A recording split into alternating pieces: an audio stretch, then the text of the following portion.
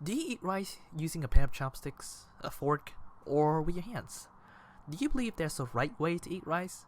What about the side of the road that you drive on? Do you believe it's correct to drive on the right or the left?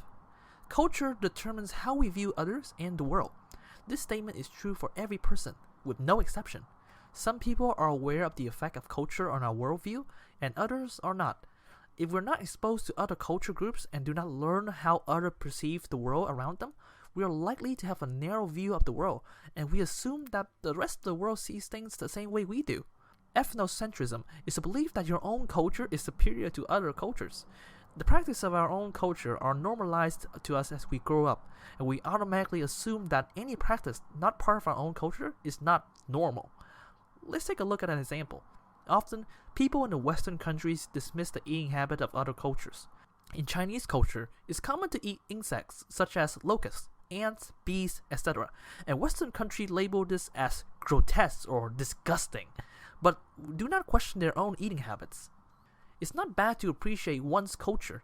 In fact, it leads to a shared sense of community and it helps connect people. But a strong sense of ethnocentrism can lead to the formation of us and them feelings, and it can hinder individuals from learning more about other cultures.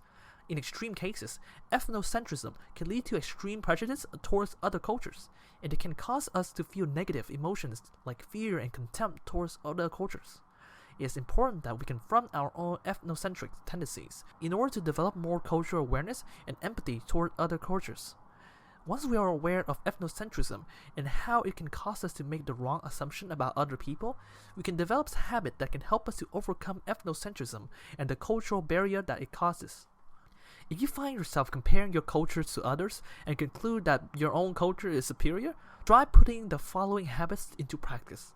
Learn about other groups. Learning about other cultures is the best way to understand them better and to develop an open mind to new and different experience. Confront your emotions.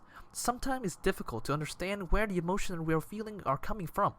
If you find yourself feeling anger or hostility towards another person because you believe they should act in accordance to what you are used to, try to get to the core of these negative emotions and understand why you have this kind of emotional response.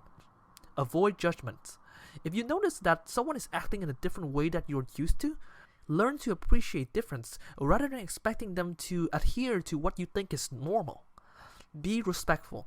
Regardless of what your belief towards a certain practice of culture other than your own, everyone deserves respect. Not only the people who fit in the worldview that you have internalized, treat people the way you want to be treated. Overcoming ethnocentrism helps us build cultural tolerance and appreciation for cultural diversity. We all must have an open mind and a willingness to understand the need for diverse population to help overcome cultural barrier and strive towards an equitable world.